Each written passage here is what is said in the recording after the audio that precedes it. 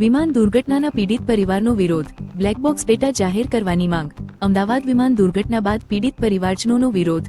હિન્દુ ભવન road ખાતે પરિવારજનો એકત્ર થઈ પોતાની માંગણીઓ સાથે અવાજ ઉઠાવ્યો. પરિવારજનોની મુખ્ય માંગ, વિમાનના બ્લેક બોક્સનો ડેટા જાહેર કરવામાં આવે. પરિવારજનોના આક્ષેપ છે કે પોતાના સ્વજનોના મૃત્યુનું સાચું કારણ જાણવું તેમનો અધિકાર છે. વધુમાં પરિવારજનોએ આક્ષેપ કર્યા છે કે શરૂઆતમાં મળતો સહકાર હવે બંધ થયો. કોઈ સ્પષ્ટ સંપર્ક વ્યવસ્થા નથી. ફક્ત ઈમેલ દ્વારા જ સંપર્ક કરવા કહેવામાં આવતા અનેક પરિવારો મુશ્કેલીમાં. લગેજ અને વ્યક્તિગત સામાન અંગે પણ હજુ સુધી સંપૂર્ણ માહિતી મળી નથી. પરિવારજનો હવે આ મુદ્દે કાનૂની લડત લડવા તૈયાર અને પ્રધાનમંત્રીને પત્ર લખવાની તૈયારી. દુર્ઘટનાના સત્ય માટે પીડિત પરિવારનો સંઘર્ષ યથાવત.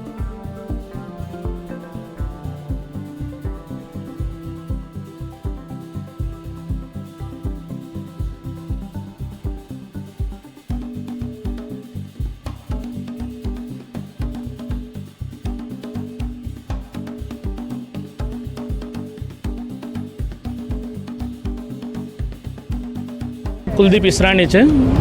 હું એક ફ્રીલેન્સ જર્નલિસ્ટ છું. આમાં જે મોટાભાગના આજે 25થી 30 પરિવારો છે એ એકાબીજાની સાથે મુલાકાત કરી અને એમણે જે એકાબીજાનું દુઃખ છે શેર કર્યું. સાથે સાથે એમની ડિમાન્ડ એ છે, એમની માંગણી એ છે કે આજે 10 મહિના જેવું થવા આવ્યું છે અને બ્લેક બોક્સના ડેટા છે એ પરિવારોની ડિમાન્ડ છે કે અમને આપવામાં આવે. પબ્લિક કરો કે ના કરો, પરિવારને એ ડેટા છે મળે, અથવા તો પરિવારના જે કોઈ પણ એમને લોયર જે વકીલ રાખેલા છે એમને મળે, જેથી કરી અને એ લીગલ એમના ઓપ્શન્સ છે જોઈ શકે. આની અંદર શું છે કે પરિવારો એકબીજાની સાથે મળી અને એક ફોર્મ તૈયાર કરી અને સાઇન કર્યું છે. એ ફોર્મ મોકલી રહ્યા છે પ્રધાનમંત્રી શ્રી નરેન્દ્ર મોદી સાહેબને, એની સાથે સાથે એવિએશન મિનિસ્ટર સાહેબને, સાથે સાથે DGCA અને AAIBને પણ એ મોકલવાના છે કોપી, જેની અંદર એમની ડિમાન્ડ છે કે બ્લેક બોક્સના ડેટા છે એ પરિવારને આપવામાં આવે. શરૂઆતના સમયની અંદર પરિવારોને એર ઇન્ડિયા તરફથી, ટાટા તરફથી ઘણો બધો સપોર્ટ મળતો હતો. બટ હવે પરિવારનું એવું કહેવું છે કે એમની સાથે અન્યાય થઈ રહ્યો એ રીતે કોઈ વાતચીત કરવા તૈયાર નથી. એમને જે નંબર આપવામાં આવ્યા હતા એ એમની સાથે વાતચીત થતી નથી. ઘણા ફોન ઉપાડતા નથી. ઘણા નંબર એવા છે કે જે બંધ બતાવે છે. અને સામાન જ્યારથી આપવાનો શરૂ કર્યો ત્યારથી એમને ઈમેલથી ફક્ત વાત કરવાનું કહેવામાં આવ્યું છે. ફોન નંબર કોઈ એવો નથી કે જેનાથી એ વાત કરી શકે, અને ઈમેલથી વાત કરી શકે એવું દરેક વ્યક્તિ માટે પોસિબલ નથી. આમ એકચ્યુઅલ 25થી 30 પરિવારો છે એ ફિઝિકલી હાજર રહ્યા, એકબીજાને મળ્યા હતા. એ સિવાય એમની સાથે સાથે ઓનલાઈન પણ ઘણા બધા પરિવારો હતા જે જોડાયા હતા. લગભગ 60થી 70 પરિવારો એકબીજાની સાથે કમ્યુનિકેશન કર્યું છે, વાતચીત કરી છે, અને એમની ડિમાન્ડ છે કે એમને બ્લેક બોક્સ ડેટા મળે અને ન્યાય મળે. સાથે સાથે પરિવારની એવી ઈચ્છા છે કે એમના જે વ્યક્તિ છે જે મૃત્યુ પામ્યા છે એમના જે ડિજિટલ ઉપકરણો છે, જે મોબાઈલ વગેરે, લેપટોપ, એ એમને હજી સુધી મળ્યા નથી, તો એ એમને આપવામાં આવે. આપણે પર્સનલ બિલોંગિંગ્સની વાત કરીએ, સામાનની વાત, તો એના માટે એર ઇન્ડિયા તરફથી એક વેબસાઇટ બનાવી અને એમાં 23,000થી વધારે અલગ અલગ વસ્તુઓ મૂકવામાં આવી હતી.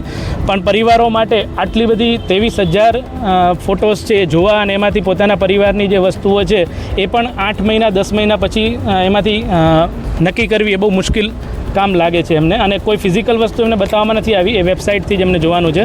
તો એ ઘણા બધા પરિવારનો એવો પ્રશ્ન છે કે એ મુશ્કેલ છે અમારા માટે ઓળખવું.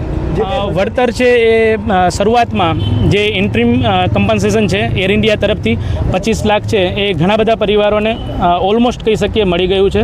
ત્યારબાદ ટાટા ટ્રસ્ટ છે એમણે પણ સારી રીતે કામ કરી અને 1 કરોડ રૂપિયા છે એ પણ ઘણા બધા પરિવારોને મળી ગયું છે. ઇન્ડિયાની અંદર તો ઘણા સમય પહેલાંથી મળી ગયું હતું. યુકેના જે પરિવાર છે એમના એકાઉન્ટની અંદર એ પણ થોડા સમય પહેલાં એમને મળ્યું છે. મારું નામ કિંજલ પટેલ છે. હવે મારા પરિવારમાં હું, મારો ભાઈ અને મારા મમ્મી હતા, અને મારા પપ્પા ઓલરેડી 10 યર્સ પહેલાં ધામમાં જતા રહ્યા. તો મારા ભાઈને મારા માટે ખાલી મારા મમ્મી એકલા જ હતા. તો મારો ભાઈ લંડન રહે છે અને મારા મમ્મી એને મળવા જતા હતા. એટલે અત્યારે મારા અને મારા ભાઈનો તો કોઈ સહારો રહ્યો જ નથી એમ. એટલે અમને ઓલમોસ્ટ બધું જે એર ઇન્ડિયામાંથી જે કોમ્પોઝિશન ફર્સ્ટ એ મળી ગયું છે, ટાટાવાળા પૈસા મળી ગયા છે, પણ અમને જે અમારી મધરની વસ્તુ કે કંઈ બી એ વસ્તુ અમને નથી મળી. અને એનું ફિઝિકલ વસ્તુ બી, અને ઇવન મને એના પંચનામું જે છે એમાં એ લોકો એવું લખીને ડિક્લેર કર્યું છે કે એ લોકોના ફોટોઝ લેવામાં આવ્યા છે બોડીના. તો મને એ ફોટોઝ જોઈતા હતા પણ મને એ પોસિબલ નથી થયા. એટલે એ વસ્તુ મને જોઈતું હતું કે મને લાસ્ટના એના ફોટો જોવા મળે. કે અમે એની કન્ડિશન બોક્સ તો અમને ઓપન કરવા નથી દીધું, પણ અમને એની કન્ડિશન જોઈ હતી. સિવાય તો અત્યારે મને એક એ વસ્તુ બી જોઈએ કે મને બ્લેક બોક્સનો જે ડેટા છે કે એનું જે બી રીઝન છે ફ્લાઇટનું, એ તમે as it is as soon as possible જલ્દી તમે ડિક્લેર કરો અને તમે આ કેસને જલ્દી આગળ વધારો. આના માટે પૈસા કમ્પલસરી નથી, ફેમિલીનું માણસ ગતું રહ્યું. આજે મારી માટે તો મારું કશું જ ના રહ્યું ને. મારો ભાઈ તો અત્યારે લંડનમાં રહે છે, મારે કશે જવું હોય તો મારા પિયર બંધ થઈ ગયું. મેં પહેલાં ફોટોઝ માટે જ લીગલ કાર્યવાહી કરી હતી, તો એ મને નથી મળ્યું. અને પછી મેં બીજું તો કશી કાર્યવાહી આજે અત્યારે લીગલી જે થઈ રહી છે એમાં જ હું સપોર્ટ કરું છું.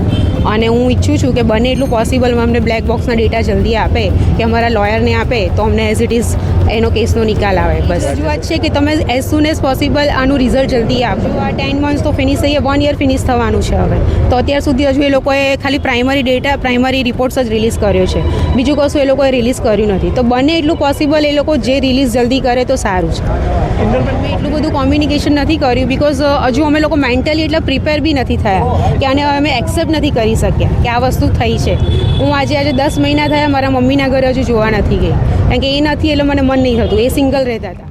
મારું નામ છે પુરોહિત નિલેશ કુમાર કનૈયાલાલ, આણંદ જિલ્લાના કંભોળજનો રહેવાસી છું. ઘરની પરિસ્થિતિની વાત કરું ને તો મારો એકનો એક દીકરો હતો જે 24 યર 24 વર્ષનો હતો. આ પ્લેન ક્રેશમાં એક્સપાયર થઈ ગયો.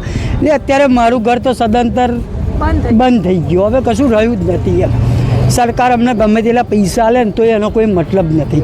પણ અમારે બસ આ જીવનમાં એક માગણી છે કે આ પ્લેન કેમનું ક્રેશ થયું, એની પાછળ શું કારણ છે શું નહીં, એ સરકાર આપણને જવાબ આલે. અમારી અત્યારે માગણી આ જ છે. અત્યારે તો બીજી કોઈ જવાબી કાર્યવાહી નથી મળી. આ રજૂઆત તો આ બધું જે કુટુંબ ભેગા છે એને કરીએ છીએ, એ રીતના અમે કરીએ છીએ. કિશનભાઈ વોરા છે, હું ખેડા ડિસ્ટ્રિક્ટનો ઠાસરા ગામનો રહેવાસી છું. હવે આજે જે ફ્લાઇટ ક્રેશ 12 જૂન 2025 થઈ એને 10 મહિના થઈ ચૂક્યા છે. હજુ 10 મહિનામાં મારા ઘરના 3 સભ્ય છે કે મારી મધર મતલબ મારી આંટી છે, મારી મધરની નાની બહેન, મારો સગો ભાઈ પરવેજ જે 33 યર મારાથી 11 મંથ મોટો છે, અને મારી 3 વર્ષની બેબી. આ 3 જણા એક્સપાયર થયા છે ફ્લાઇટમાં.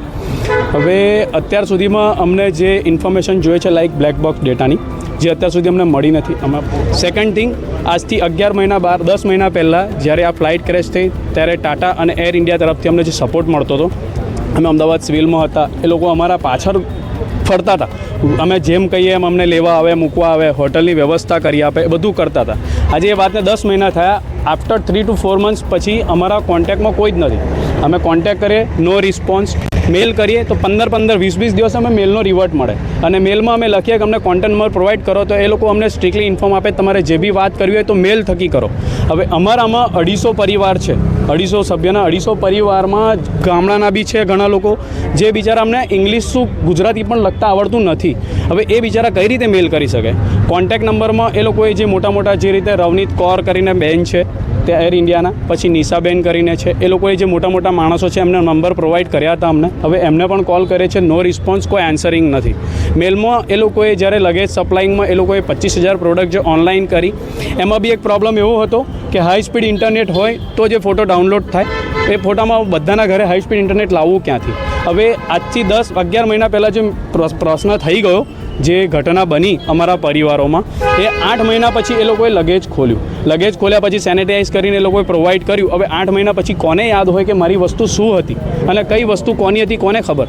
અને એ લોકોએ બધી પ્રાઇવેટ વસ્તુ પણ ઓપન પોર્ટલમાં મૂકી દીધી, જે બહુ ગંદી વસ્તુ કહેવાય ટાટા અને એર ઇન્ડિયા તરફથી. હું ખાસ મારી વિનંતી અને માંગણી એ છે કે અમને બ્લેક બોક્સના data as soon as possible provide કરવામાં આવે, જેથી અમે જાણી શકીએ કે આ ઘટના કેમ બની છે અને કઈ રીતે બની છે. બીજી વસ્તુ કે ટાટા અને એર ઇન્ડિયાને અમારી નમ્ર અપીલ અને વિનંતી છે કે તમે કોઈ પર્સનલ પ્રોવાઈડ નંબર કરો કે જેથી કોઈ બી માણસ તમને 24/7 કોલ કરે તો તમે રિસીવ કરો અને સરખો આન્સર આપો.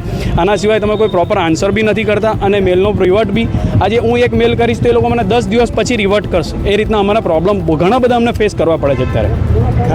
રજૂઆતમાં તો અમે વકીલ જે રોકેલા છે અમને પૂરતો સપોર્ટ કરે છે, અમારી બધી પ્રોબ્લેમના સોલ્યુશન આપે છે, અને અમને જેટલી કઈ બી જગ્યા પર મુશ્કેલી પડે છે એની પૂરેપૂરી સપોર્ટિંગ એમના તરફથી છે. બાકી એર ઇન્ડિયા તરફથી અમને બિલકુલ કોઈ જાતનો સપોર્ટ નથી.